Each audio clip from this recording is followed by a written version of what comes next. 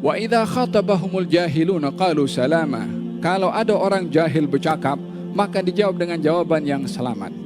Banyaknya orang-orang berbuat jahil dengan lisannya, dengan perbuatannya, namun kejahilan orang tidak boleh disikapi dengan kejahilan oleh kita.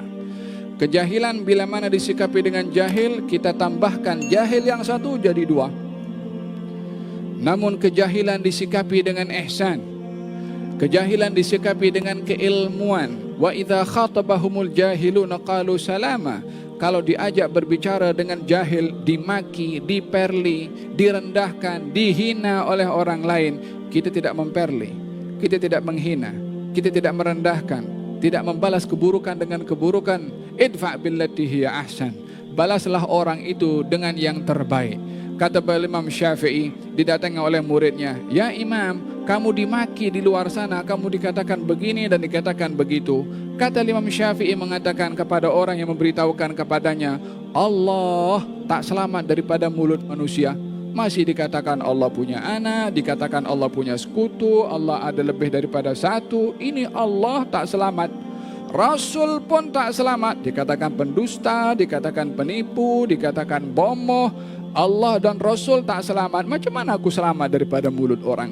Simpel jawabannya, menyikapi kepada orang-orang jahil tidak perlu untuk melayan kejahilan dengan kejahilan. Wa idza khatabahumul jahiluna qalu salama. Kalau diajak berbicara dengan orang jahil, maka dia menjawab dengan jawaban yang selamat. Bila mana ada orang hantam kepada kita dalam Facebook atau dalam SMS, hentam, kita hentam juga, sama-sama jahil. Berlawan dengan orang dengan idfa' billati hiya ahsan. Balaslah perbuatan jahil orang itu dengan yang terbaik. Wala tastawil hasanatu wala sayyi'ah idfa' billati hiya ahsan. Tak sama perbuatan yang buruk dan perbuatan yang baik. Balaslah orang dengan yang terbaik. Tidak akan lurus imannya, tidak akan kekal ataupun tetap imannya, melainkan setelah jiwanya istiqamah. Dan tidak akan istiqamah jiwanya melainkan setelah lidahnya juga istiqamah. Maka kena selarikan jiwa dan lidah. Tidaklah dinamakan sebagai pejuang Islam kalau yang dilaungkan itu Islam, tetapi lidahnya cepat maki hamun dan mencarut kata orang lain. Ada kalam yang dinukilkan daripada Imam Malik, tetapi kalam ini tidaklah sahih daripada Imam Malik. Cumanya kalam ini ada benarnya. Kononnya Imam Malik berkata, dia bukan daripada Imam Malik, tapi perkataan ini ada benarnya. Katanya, "Idza ra'aita rajulan yudafi'u 'anil haqq bisyatmi wadzam fa'lamu annahu ma'lulun niyyah li'anna al-haqq yastaghni 'an dhalik." Apabila kamu melihat seorang lelaki mempertahankan kebenaran, tetapi kebenaran yang dipertahankan itu dia pertahankan dengan makian dan cacian, ketahuilah bahawasanya niat dia dalam mempertahankan kebenaran itu sebenarnya rosak. Niat dia tak betul, kerana kebenaran tidak perlukan kepada cacian dan makian. Maka sebab itu, ambillah sebagai pengajaran. Kadang-kadang semangat nak bawa Islam betul lebih, kita maki orang bukan main ni, baik. Kemudian Nabi kata, wa kul wala tukallim bikalam ta'taziru minhu ghada. Jangan kamu bercakap dengan satu cakap yang mana, dengan satu kalam yang mana esoknya kamu akan minta maaf, ataupun esoknya kamu akan menyesal. Ini pesan Nabi kat dia. Kita kadang-kadang tuan-tuan beza pendapat, gaduh dengan orang, tak puas hati dengan orang, kita main lepas hari cakap. Ingat nasihat Nabi, jangan kamu bercakap dengan sesuatu kalam yang mana esoknya kamu menyesal. Nasihat untuk diri saya dan juga tuan-tuan.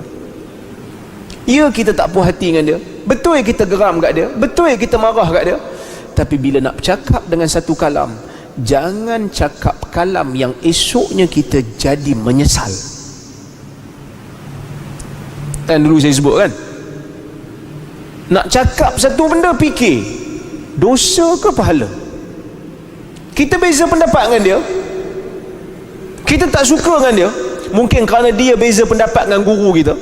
Kita tak suka dengan dia, mungkin kerana dia dengan guru kita ni ada masalah nak pergi dialog lepas ni. Tapi biar mereka selesaikan. Kita sebagai orang yang mengaji mengharapkan kebaikan untuk agama, mudah-mudahan kebenaran akan terzahir. Kita jangan pergi tambah kuah. Ni mamak parpu mana, pergi edit muka, no. Maki hamun dia, maki hamun keturunan dia. Kita sedang ikut syaitan walaupun kita membela seorang alim. Ingat tu, talbisu iblis dalam mencintai orang alim apabila kita membela dia, tetapi kita bela dengan kebatilan. Bila kita bela dia, kita bela dengan benda yang maksiat, kita maki hamun orang disebabkan kita tak puas hati dengan dia kerana dia berbeza pendapat dengan guru kita. Ni talbisu iblis.